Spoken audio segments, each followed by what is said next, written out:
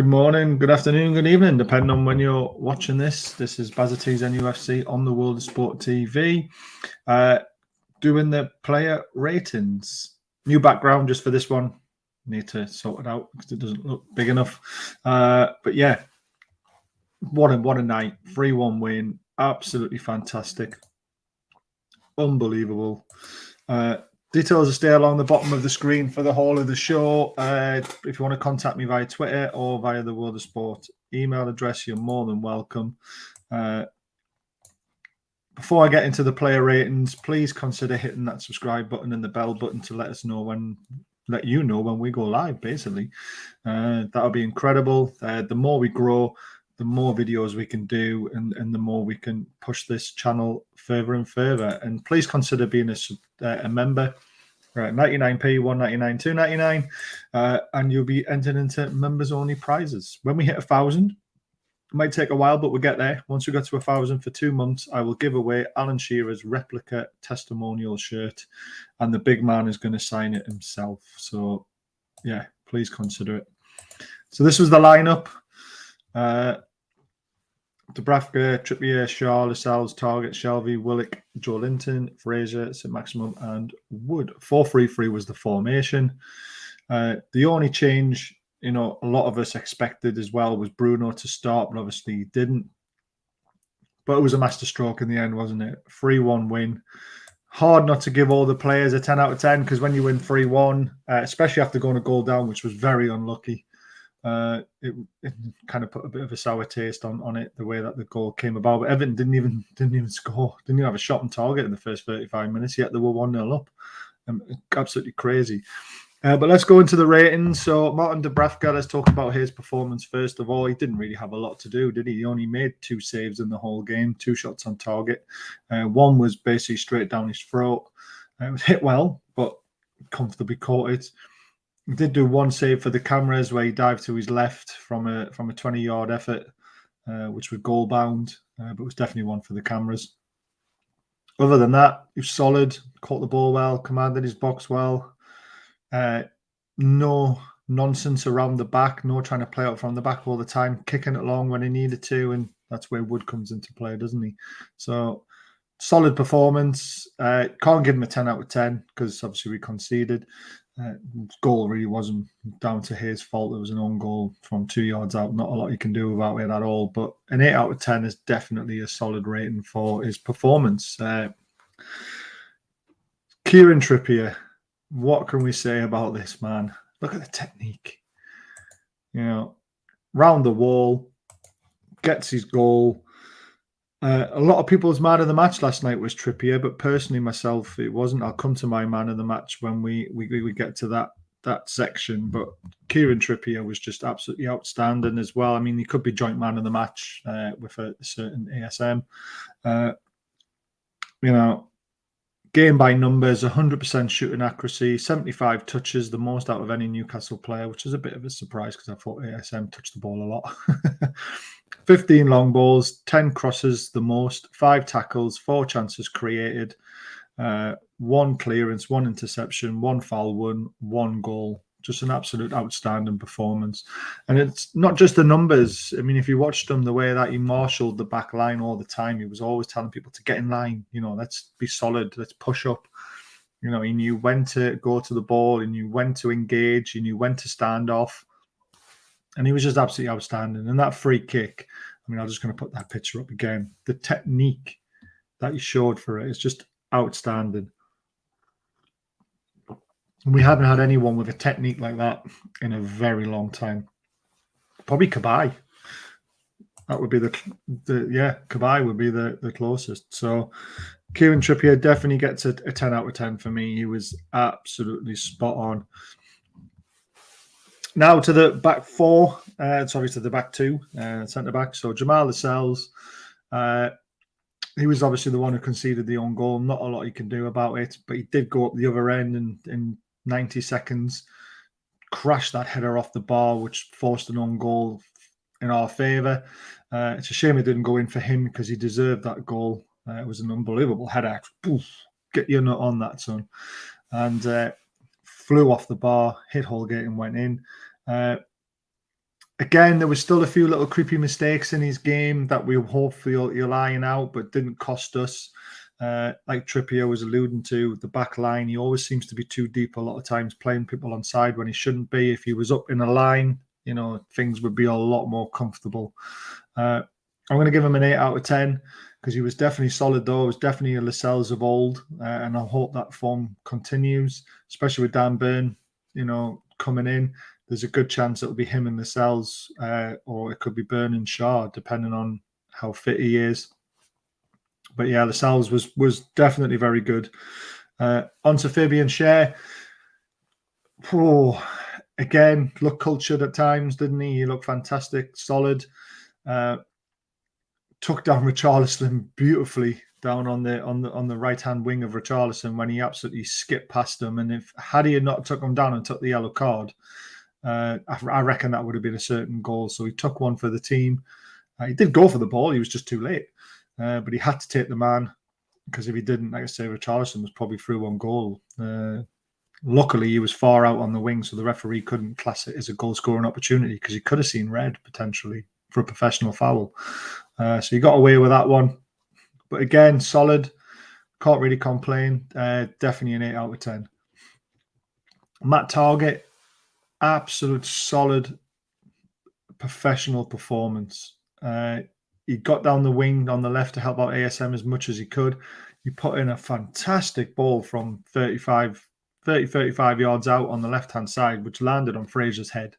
And to pick out a 4'5" midget at the back post from that distance was absolutely superb. What a difference it makes having two solid left back and wing backs, though, doesn't it? Right backs. Because, I mean, every time the ball was pinged to him, it was just dead to his feet every single time. And that shows you the quality that these two guys have for us. It's amazing that we got him. He definitely gets an 8.5 out of 10. Not quite a 9. Definitely better than an 8, so an 8.5 for me. Jonjo Shelvey, again, another solid performance. Dawdled on the ball a couple of times in the second half when he was getting tired and there wasn't any passes on in there. He lost it in some dangerous positions, which you get with Jonjo, don't you? There's not a lot you can do about that with him. But he kept the game ticking over. He was always looking forward. He knew when to step back off the free kick because Trippier told him to, which is good because, Shelvey likes to think he is the main man when it comes to things like that. But yeah, solid performance, definitely an 8. But again, I want to see that laziness out of his game because Bruno's knocking on the door for him now. And there's a good chance Bruno will come in for him. So let's see what happens there. Joe Linton. What can we say about Joe Linton? Someone said on Twitter, brilliant tweet. He's like a prime Vieira until he gets inside the box. What was he doing? That right foot into his head. But he had 2 great opportunities, but he got himself in those positions. So, he's trying. He's ball winning. He's breaking up play. His physicality. He was still absolutely fantastic. It's just that final third when he gets himself into, it really annoys me that he can't finish because he should be finishing those chances. 11 duels won, 7 tackles won, 2 interceptions, 2 key passes, 1 shot in his own face. And then he also had a fight with Dele Alli, which was fantastic to see, wasn't it?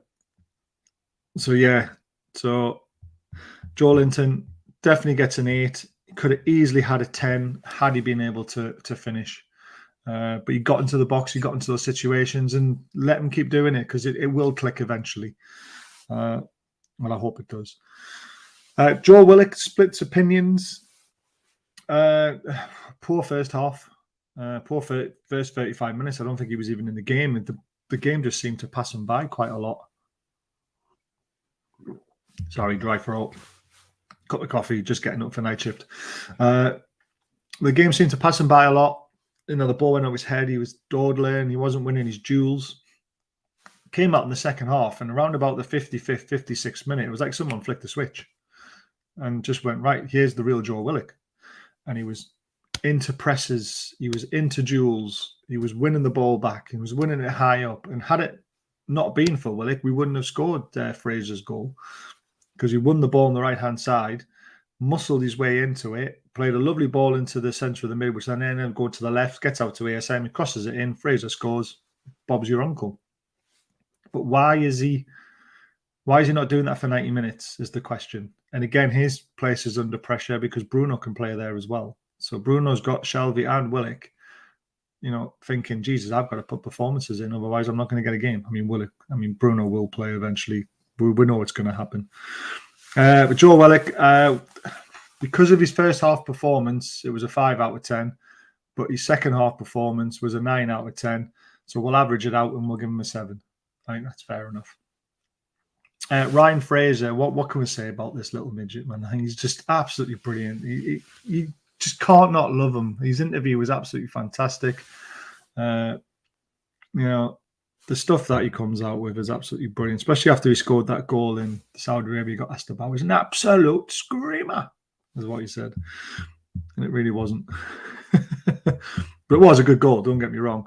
But last night, again, pressing, harrying, almost scored 2, got the goal from, a few yards out, which was absolutely fantastic. Great, it's a scuff finish, but who cares? He went in and he was in the right place at the right time, which is what we want to see. We want to see our wingers getting in the box. When the wingers got out on the left, Fraser gets in the box. When Fraser's got it on the right, you get ASM in the box, and you've got to load it. You've got to do that. And he played out of his skin. Once again, give absolutely everything for the team. A 9 out of 10 for me, quite easily. And on another day, he's almost putting a man of match performance in. It's just he's got outdone by Trippier and ASM, unfortunately for him. That comes on to Alan St-Maximum. Again, split opinions. There's a certain newspaper giving him an 8. I couldn't believe that when I saw it. I was like, how can you give ASM on that performance an 8? He was absolutely outstanding. And I mean outstanding. Sometimes, yes, you just wish you would pass the ball. But that run he made in the second half when he set up Murphy and he hit the post, I thought he was going to do a Messi. He took it from, 10 yards outside his own box on the left-hand side, took on 2 players, took on another, was running at the back line. We had a 3-on-3 situation. He slipped it beautifully to Murphy, who was unlucky, and then Willock followed up and hit the volley after Murphy hit the post. But ASM, I lost count of how many chances he was creating. 2 for Joe Linton, definitely.